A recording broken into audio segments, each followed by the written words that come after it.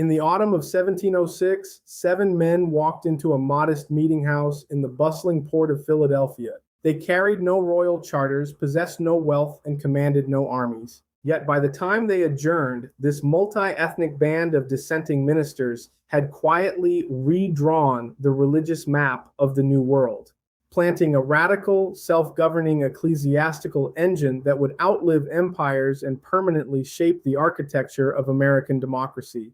The evolution of American Protestantism stands as a chronicle of structural adaptation, an environment where European theological designs collided with and were reshaped by the conditions of an unyielding wilderness.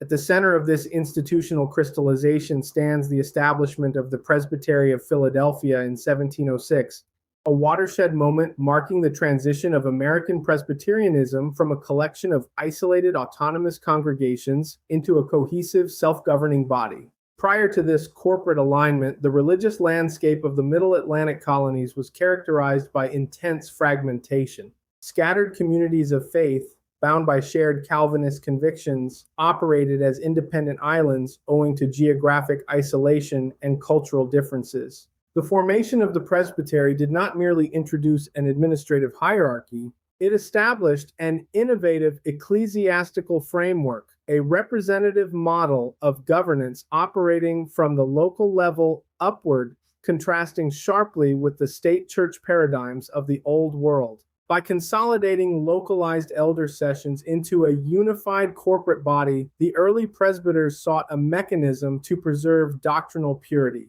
enforce ministerial standards, and provide spiritual stability against the chaotic currents of colonial life. Today, we explore the theological impulses, demographic movements, and strategic partnerships that undergirded the creation of formal ecclesiastical structure, focusing on the foundational origins and initial developments that set colonial Presbyterianism on its historic trajectory. The roots of American Presbyterianism were nourished by transatlantic migration. The late 17th and early 18th centuries witnessed a steady influx of dissenting Protestants fleeing Western Europe's instability. While the theological scaffolding was derived from the Church of Scotland, the actual demographic composition formed a multi-ethnic tapestry. Immense waves of Scots-Irish settlers crossed the ocean seeking stability, carrying a fierce devotion to Westminster standards and a deep suspicion of episcopal hierarchy. In the tolerant middle colonies, this Scottish core converged with other displaced Reformed populations, French Huguenots, Dutch and German Reformed immigrants, and New England Puritans. This convergence created an unusual ecclesiastical environment. In Europe, Reformed churches were divided by national and linguistic boundaries. The American frontier forced these disparate traditions into close proximity, while a common adherence to Calvinist theology provided a foundation for cooperation.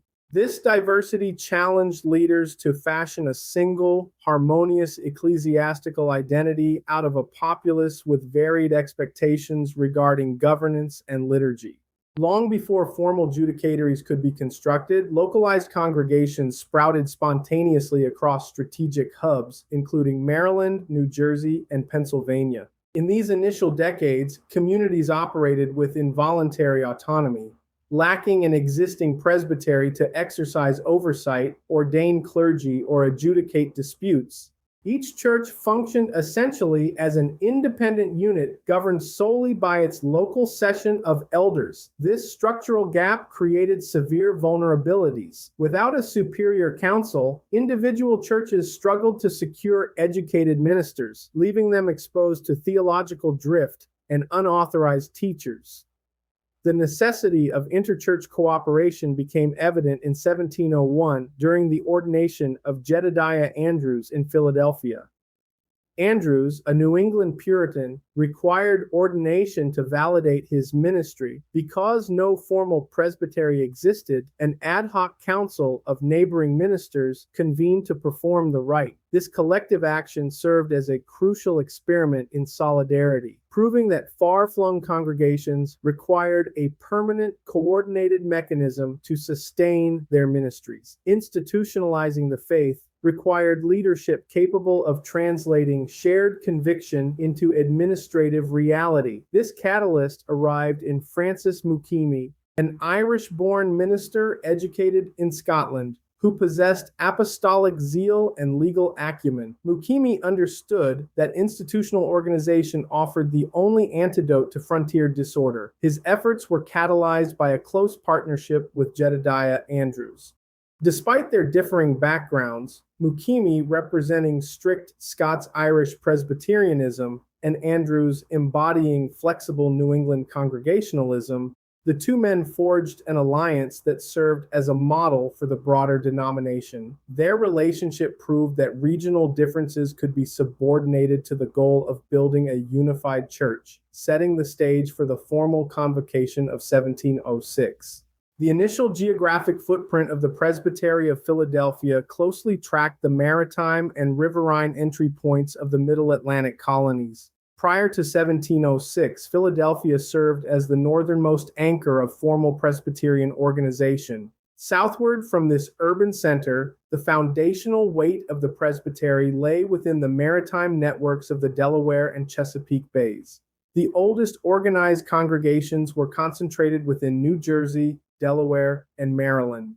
Snow Hill, located on the eastern shore of Maryland, held a prominent position as one of the oldest organized congregations in terms of formal origin, established through the early missionary labors of Francis Makemie. The territorial boundaries expanded into the interior during the Presbytery's second year of operation. A critical milestone occurred in 1707 with the ordination of John Boyd at Freehold, New Jersey, an action that officially pushed active jurisdiction further north into East Jersey. This early settlement pattern was dictated by proximity to accessible waterways, which provided the only reliable transportation lines for scattered ministers. The concentration of these pulpits along the coastal plains established this multi-colony region as the historic heartland of the American Presbyterian movement, providing a secure geographic base for subsequent interior expansion.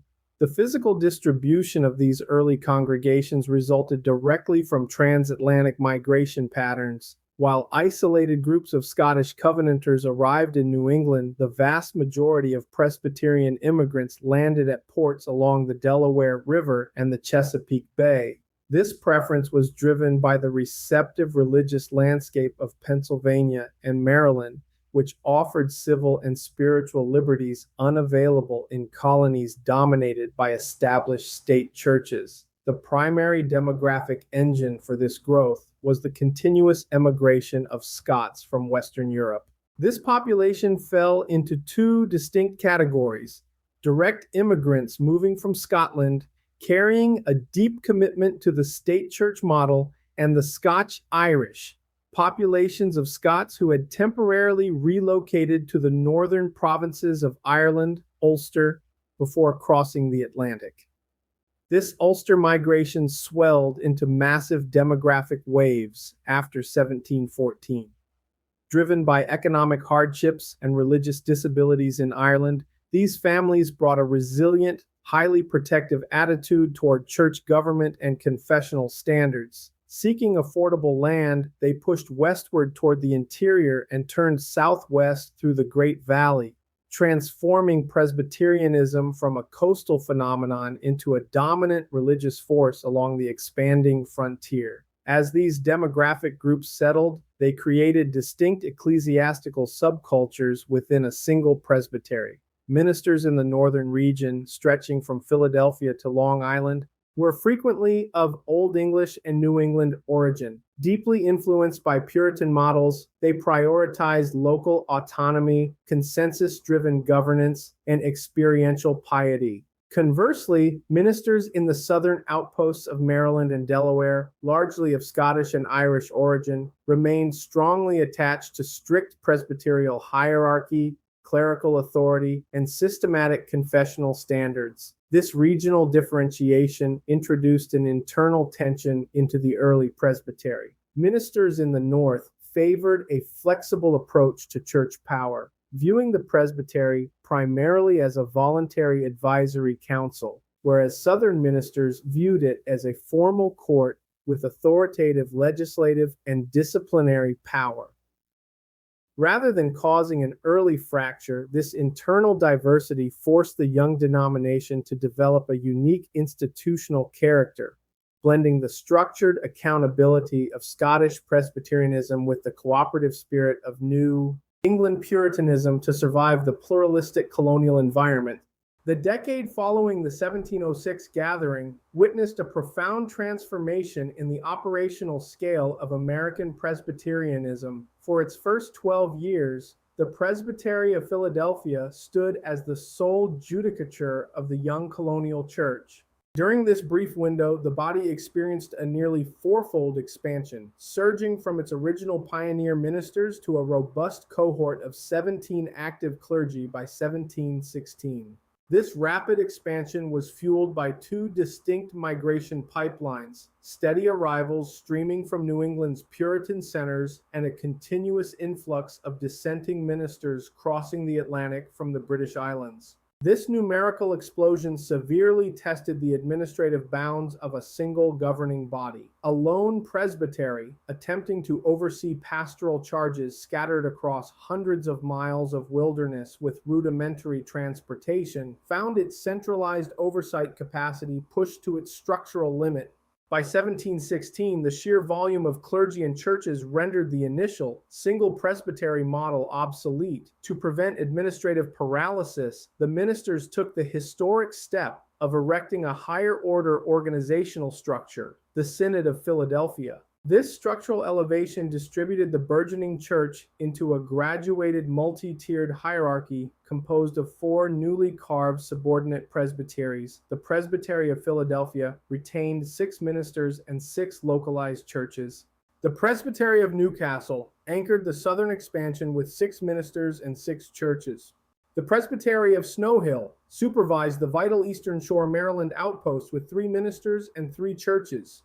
The Presbytery of Long Island organized the northernmost boundary with 2 ministers and scattered congregations. In total, this newly minted network encompassed 23 ministers and an even greater number of individual congregations. The rapid institutional adjustments executed by the leadership were urgent, defensive maneuvers against the harsh realities of the early American frontier. The people who populated these new congregations were desperately poor and physically isolated. Plunged into a grueling, disheartening daily battle to conquer a wild terrain, these pioneer families faced immense social pressure.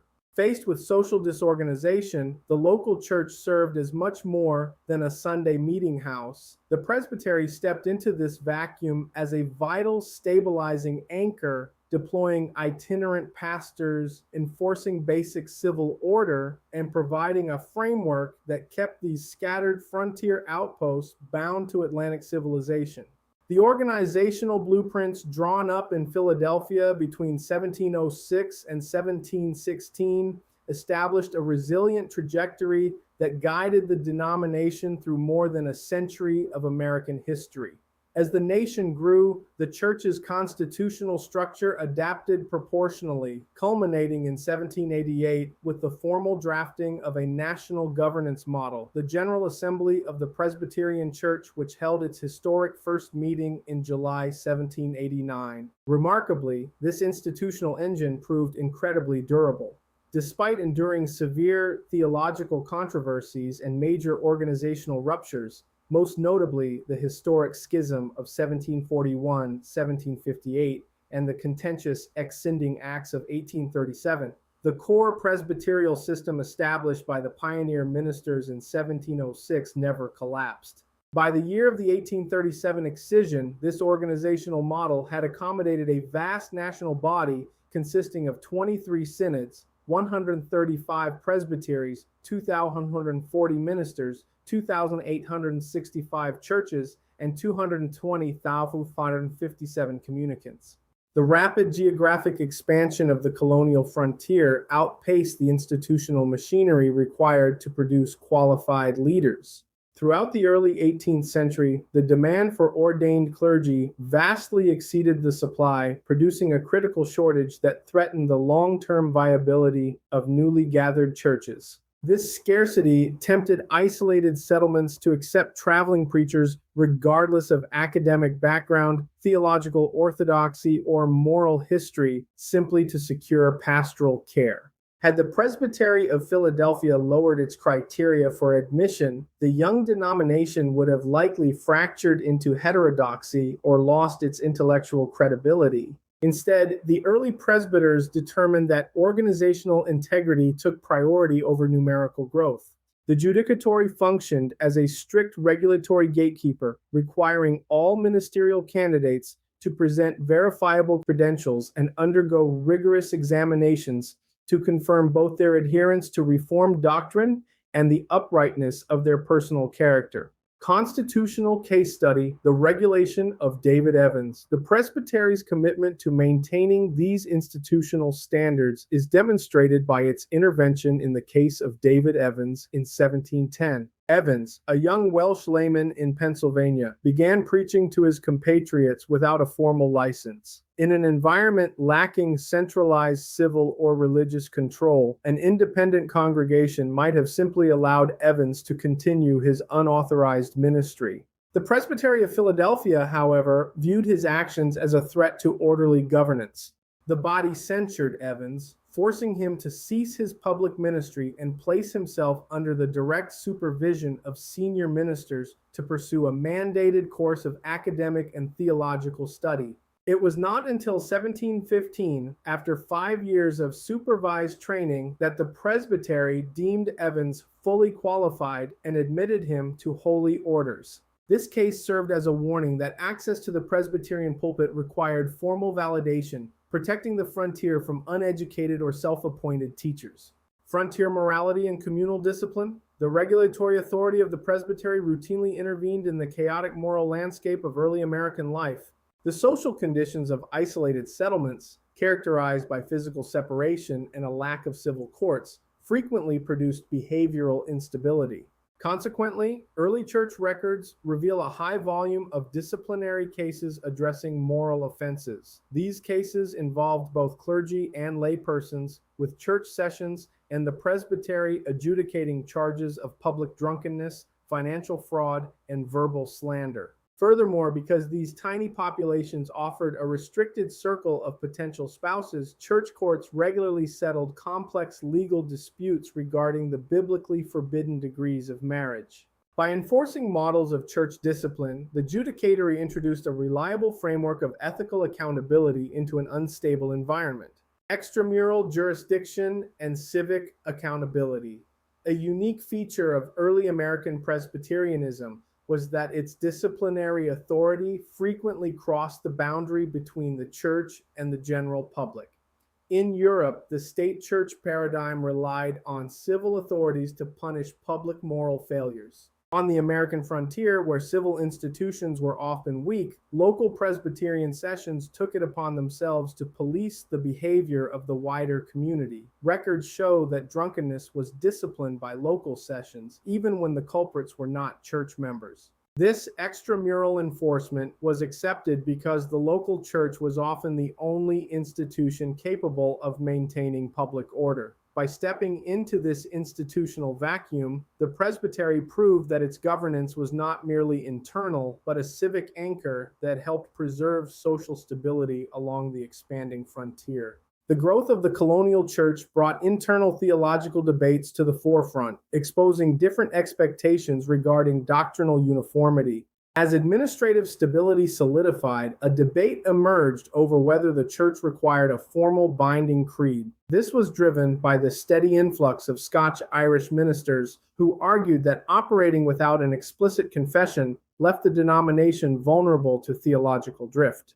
They feared individual pastors might introduce personal interpretations that could compromise orthodoxy. This faction advocated for the strict adoption of the Westminster Confession of Faith as a mandatory requirement for all ordained personnel. Conversely, New England Puritan ministers viewed a mandatory requirement with suspicion, preferring a flexible approach centered on direct biblical adherence and personal piety. The issue was resolved in 1729 when the Synod of Philadelphia passed the historic Adopting Act, officially establishing the Westminster Confession as the corporate doctrinal standard. This pivotal decision demonstrated that the Scots-Irish commitment to a systematic confessional identity had become the dominant theological force shaping the denomination's future. Internal theological debates and interpretive conflicts. The adoption of a single confessional standard did not bring absolute harmony. Instead, it changed the nature of internal debates from the doctrines themselves to how they should be applied. The judicatories became forums for debate over the nature of true belief, the role of piety in ministry, and the balance between biblical interpretation and confessional use. Ministers debated whether orthodoxy was primarily an intellectual adherence to systematic creeds or an experiential reality marked by personal conversion. Tension grew between those prioritizing formal, rigorous academic training and those emphasizing the visible fruits of personal holiness. Furthermore, questions arose regarding the exact level of authority the confession held compared to individual biblical interpretation. These debates reflected the challenge of balancing doctrinal precision with pastoral flexibility, proving that a shared confession provided a common language within which diverse perspectives could be negotiated. The local church on the early American frontier operated as the primary engine for community development and social cohesion. Families pushing past the coastal fall lines encountered an environment devoid of civic infrastructure, municipal management, or formal cultural institutions. In this setting, the establishment of a Presbyterian congregation provided a vital civic center around which unstructured wilderness settlements could organize. The physical meeting house frequently doubled as a town hall, a regional defense post, and a public forum, turning an unorganized group of settlers into a self-aware community. By supplying a shared purpose, these frontier churches helped prevent isolated families from sinking into cultural isolation. The Presbytery's influence on the broader culture was driven by its deep commitment to education. Because the Scots-Irish and Scottish traditions prized an educated clergy capable of interpreting biblical languages, individual congregations quickly began opening classical academies. These local initiatives eventually laid the groundwork for the creation of higher education institutions across the colonies. Furthermore, this focus on education had a major effect on early American legal systems. In many middle colony settlements, civil law drew directly on Presbyterian constitutional models. The representative structures, legal checks and balances, and written constitutional processes used in church courts offered an accessible blueprint for early colonial legislators. The structural identity of American Presbyterianism was uniquely shaped by its organic grassroots development. Unlike the state church hierarchies of Europe, the American system was built from the ground up. Local congregations came first, followed by the original presbytery in 1706, and finally, the National General Assembly in 1789. This bottom-up evolution gave regional presbyteries great authority and independence. The presbytery was the primary guardian of ministerial credentials, retaining exclusive power to ordain clergy and oversee the internal life of individual congregations. This localized authority ensured that the denomination remained highly responsive to the needs of the frontier, preventing the emergence of a distant, centralized hierarchy, shared responsibility, and the separation of offices. The internal governance model introduced by the presbytery distributed ecclesiastical power across a series of distinct ordained offices. This representative system was based on a shared partnership between clergy and laity. Pastors held exclusive responsibility for the spiritual ministry of the word and the sacraments. Elders were ordained lay representatives elected by the congregation to provide general oversight and maintain discipline. Deacons were elected lay officers ordained to lead ministries of compassion, charity, and practical relief. By ensuring that local congregations elected their own officers under the advice and consent of the wider presbytery, this structure established a democratic yet orderly framework. The establishment of the Presbytery of Philadelphia did not occur in isolation. Its growth depended on navigating alignments with English and Welsh Congregationalists. Bringing these groups under a centralized authority generated initial friction. Congregationalists fiercely defended the absolute autonomy of the local church. They struggled to recognize an external court exercising veto power and disciplinary oversight over independent sessions. Yet, they generally acquiesced because both traditions recognized the presbytery as a legitimate representative of the broader Puritan principle. The bitter debates over church governance that had fractured their European ancestors lost their edge on the American frontier, due to the sheer exhaustion of carving out survival, leading them to prioritize structural cooperation over abstract polity.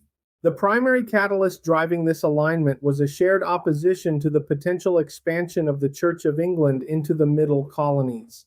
For both Presbyterians and Congregationalists, the memory of state-enforced episcopal hierarchy remained a source of profound alarm. They viewed the Anglican hierarchy as an existential threat to their religious freedoms, fearing legal fines or outright suppression.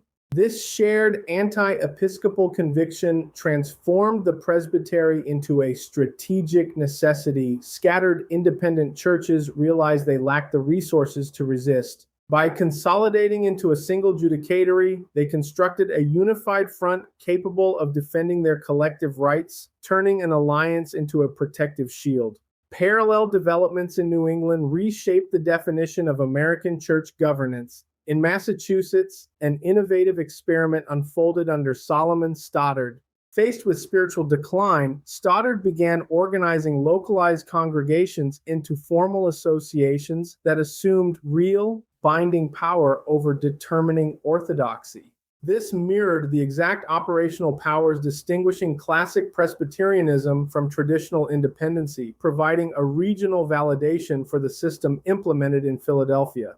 The early ministers understood their polity as a direct expression of biblical principles. Christ alone is the head of the church. The church requires visible institutional connection rather than fragmented independence. Government is best manifested through graduated assemblies like presbyteries and synods. All ordained ministers hold equal status, explicitly rejecting prelacy. Elders share equal voting power and governing responsibility with ministers. By grounding their administrative machinery in these convictions, the founders ensured organizational life remained a direct extension of service to the gospel itself.